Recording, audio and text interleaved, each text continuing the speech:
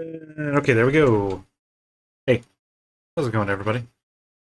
So, I have not touched this really since last night. I mean, I haven't touched the game since last night, but I have been thinking about this problem uh, well into the evening, I guess. I don't know. I've kind of, this is the way these things go.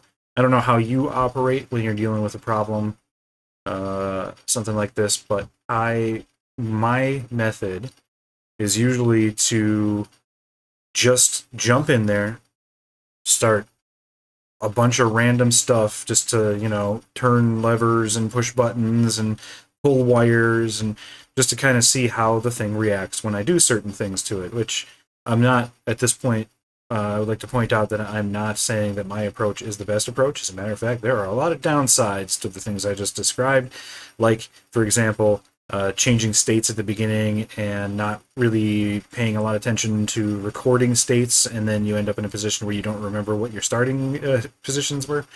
Anyway, my point is that I've been yesterday I was playing around with this, and then my second part of the process is once I get done and I get good and frustrated with messing around with it randomly, willy nilly, is I will actually walk away from it and I will think about it, which is probably what I should do from the very beginning. And so that's what I did last night. I mean, I came in here, recorded that last video, and then I poked around with it a little bit, looked around in Ghidra, and was working through some things in my head. Then left for the night, thought about it basically all night, dreamt about this stupid puzzle, which is also part of my process, and it means I don't sleep very well. But anyway, um, then I had an epiphany. First thing I would like to do is, well, first I'd like to point out we have 32 inputs, right? So this is going to be a 32-bit code, whatever it is. Then it occurred to me that we don't really need to crack a 32-bit code. We just need to crack the logic, right? And as we noted in previous puzzles, the different gates have different shapes. And at this point, I would like to correct myself because my my knowledge of logic gates. So I'm an autodidact. I learned things myself, self-taught kind of a thing, which is good and bad. It is good in that I can teach myself new things pretty easily, after a little bit of practice.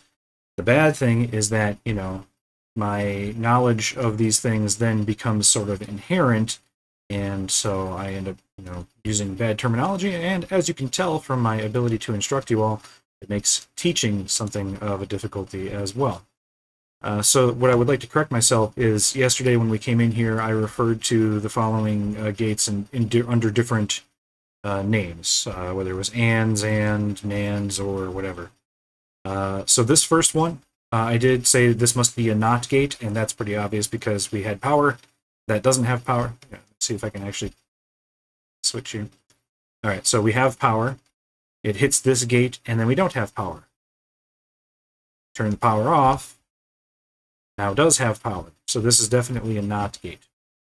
I think that the second one I referred to as an AND gate, and that is correct because we have, if I turn power off to one of these, it doesn't work. Power off to the other one, it doesn't work. Both of them need to be on. So this shape is an AND gate. I was correct about that. The second, or the third one rather, sorry, has two logic gates and it has a different shape here. And I think I referred to this as, referred to it as yesterday. I referred to it as a NAND gate. Can't remember what exactly I said. Yeah, I think that's what I said. I guess it doesn't really matter. Anyway, so what we have here is this is from the same first room. This is a NOT gate. It's the same shape. And we also know that because we have to have no power running to it in order for power to proceed afterwards. And if I power any of these on, right, it goes off. Power this one on. Go. Turn this one off. Still no, because we still have power.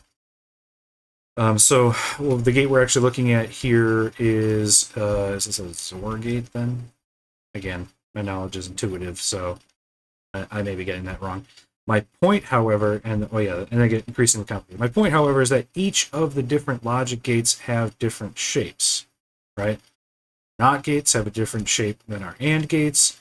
Our XOR gate had a different shape than the others, and so on, right?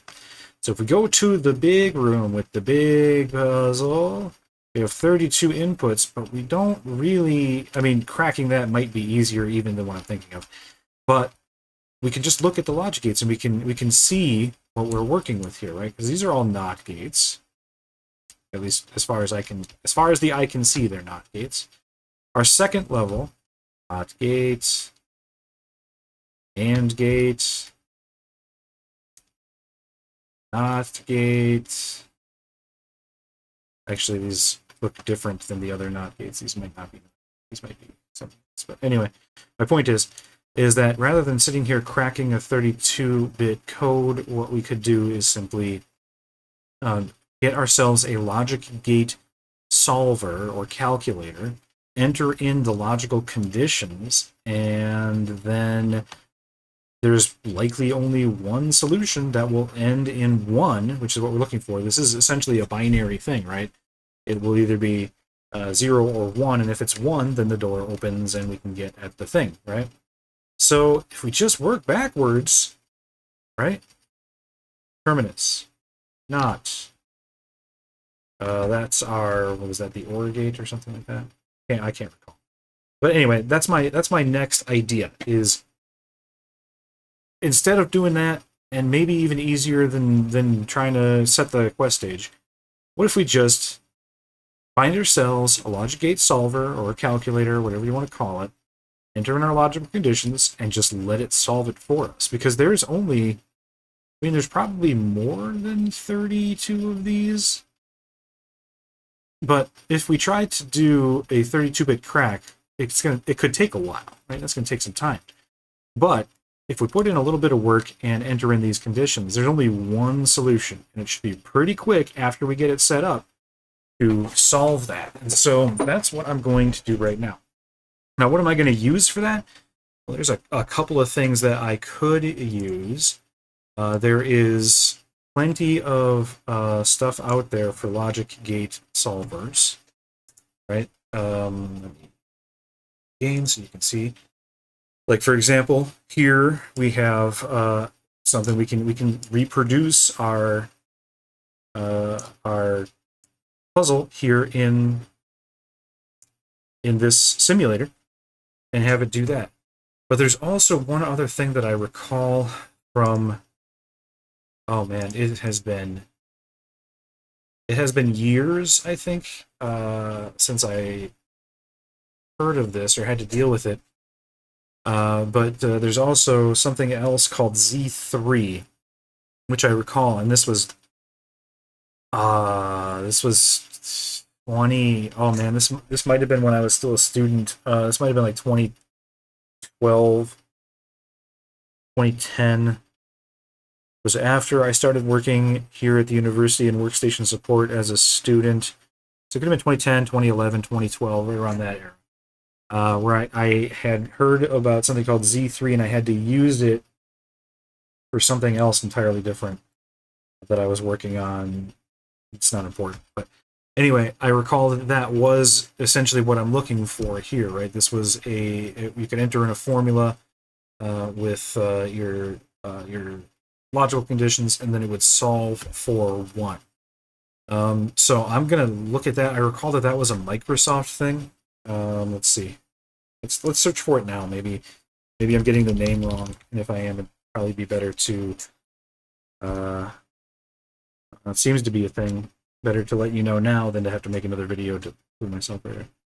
Z3 is a theorem prover from Microsoft Research. It's looking good so far. It sounds like it is. It's licensed under the MIT license. You can start here. So there's some good documentations. I'm going to put a link to these up on Canvas if this ends up working out for me. I've been using Visual Studio. I'll make file you can CMake and languages. Okay, let's go to using Z3, and I want to make sure this is going to do what we need it to do.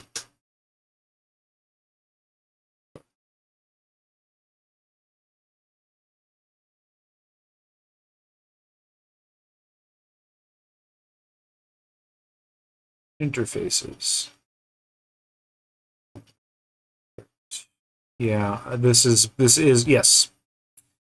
This is what I recall it being, or I think I can at least make it do what I want it to do. All right, so what I'm going to do now is I am going to grab this. Does it have a solution in it? Said you can do it with Visual Studio. Where's the...